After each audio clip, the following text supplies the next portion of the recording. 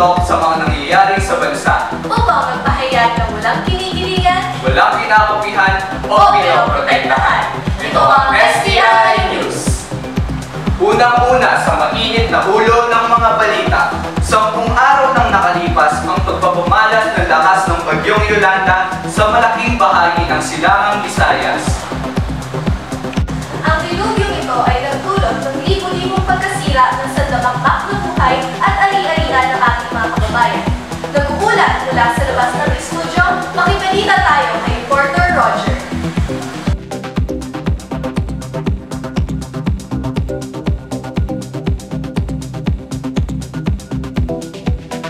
Madaling araw ng ikawalo ng Nobyembre Biyernes, naganap ang unang pagbagsak sa lupa ng bagyo sa Eastern Samar.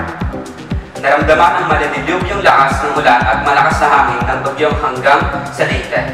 Sa loob ng maghapong iyon, 6 na beses tumama sa lupa ang bagyo. Pasado 1:00 ng hapon, ika-9 ng Nobyembre nang makalabas nito ng PARR, or Philippine Area of Responsibility. Sa Tacloban City, tumambad ang mga sirang sasakyan, wasak na bahay, at mga bangkay. Bagsak ang linya ng komunikasyon at walang supply ng kuryente. Ang kanilang pagluluksa ay pinalala ng uhaw at gutom. Ang mga biktima ay ninakawan na ang mga kapwa bilang biktima dahil sa labis na pagkagutom. Gabi ng Linggo, inutos ng Pangulo na magdagdag ng mga pulis sa lugar na ito upang mapanatili ang kaayusan. Kumusta naman ang mga nasalanta dyan, Roger? Anong balita sa kanila? Masama ang sinabi ng Tacloban, Mang Taning at Miss Jenny. Pati ang mga terminal building ay nasira.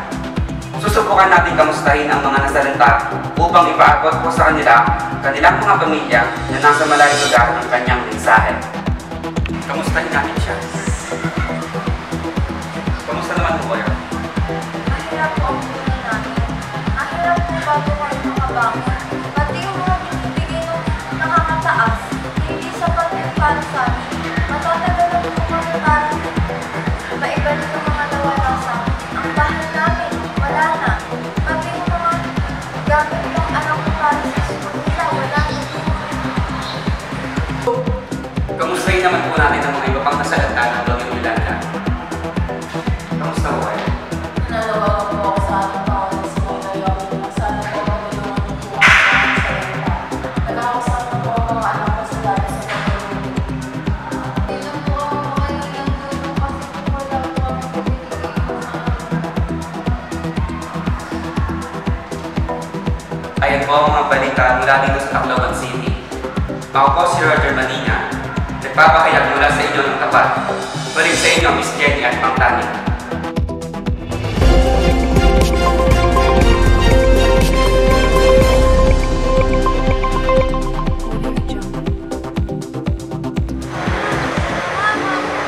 Mama, wala na nga po.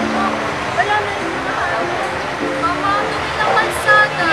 Pag hindi na nga po, wala na din.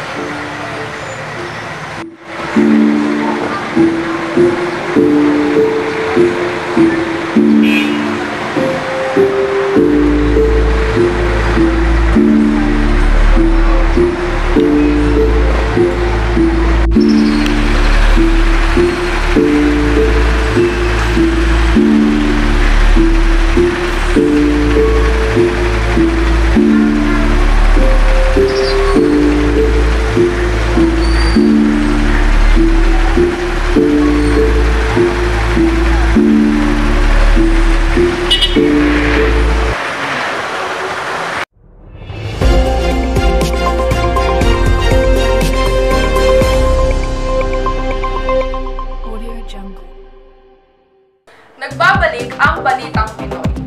Ngayon ay dumako naman tayo sa timog kanlurang bahagi ng Luzon, kung saan naganap ang pagsabog ng Bulkang Taal na matatagpuan sa Reyon 4A Calabarzon, lalawigan ng Batangas, na nangyari 10 araw ang nakalipas. Mahigit 580,000 ang apektado at 39 katao ang nasawi. Sa sobrang pinsala nito, nagkaroon ng ashfall na nagdulot ng pangamba sa mga tao na nakatira malapit sa nasabing bulkan. Ilan lamang sa mga lugar na inabutan ng ashfall ay Tagaytay, Laguna, Cavite at iba pang bahagi ng Central Luzon. Kamusta ang lagay ng mga kababayan natin dyan sa Batangas City, Reporter Kyla? At nandito po tayo ngayon sa lugar kung saan naganap ang pagsabog ng Bulkang Taal. Bata, kamusta ka? Ayos naman po sa ngayon. Hindi ka ba natakot sa nangyari? Hindi naman po, ligtas naman po ang aking pamilya. Kamusta naman ang lagay nito? Okay naman po, lumiwas po kami sa aming barangay at tinulungan din po kami ng aming chairman. At yan po ang mga balita ngayon. Balik sa studio.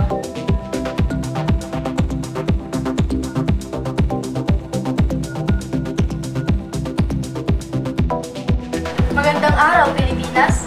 Ako si Reporter Celine at narito ang pinakabagong update sa ating lagay ng panahon. Sa Luzon, magiging maulap pa rin ang kalangitan dulot ng hanging habagat.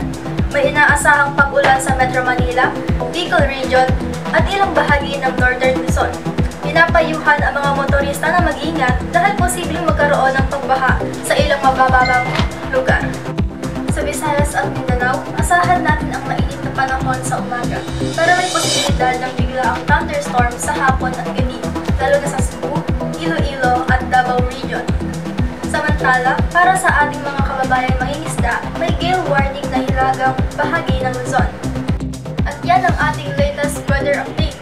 Para sa mas detalyadong impormasyon, manatiling nakatutok dito sa aming balita. Muli, ako si Reporter Celine. Mag-ingat po tayo at laging handa sa anumang pagbabago ng panahon. Balik sa inyo dyan sa studio. Dumako naman tayo sa ating Chika Minute portion. Ating pag-usapan ng mag-asawang si Tindog Dantes at Marian Rivera na nagpapamigay ng mga relief goods sa mga nasalanta ng bagyong Yolanda sa Villamor Base. Pinapaalala na kahit anong estado natin sa buhay ay kailangan nating tumulong. Magandang umaga sa inyo.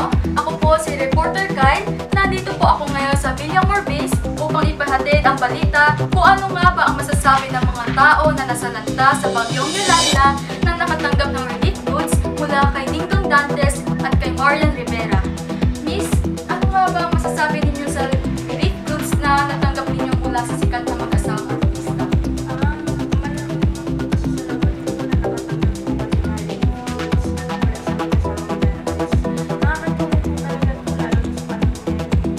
Maraming salamat sa inihatid ninyong magandang mensahe. Malaki po ba ang tulong sa inyo kung matanggap ninyo yung relief goods? Opo, malaki po ito yung sa amin. Pero baka na rin sa mga salanta rin naman. Maraming salamat na naipahayag ninyo ang iyong mensahe. At dito po nagtatapos ang aking panayam mula sa Villamor Base. Muli, ako po si Reporter Kyle, ang naghahatid ng magandang balita sa studio. Balik sa iyo, Ma'am Jenny. Ayun, so maraming salamat, Reporter Kyle, no? So, sa nagawa ng mag-asawang Tindog Dantes at saka Marian Rivera, napakita na kahit ano man ang estado nyo sa buhay, mataas man o mababa, you can help. So, share your blessing, lalo na sa mga nangangailangan. And that is all for our Chika Moments sa Showbiz portion. Once again, I am Reporter Jenny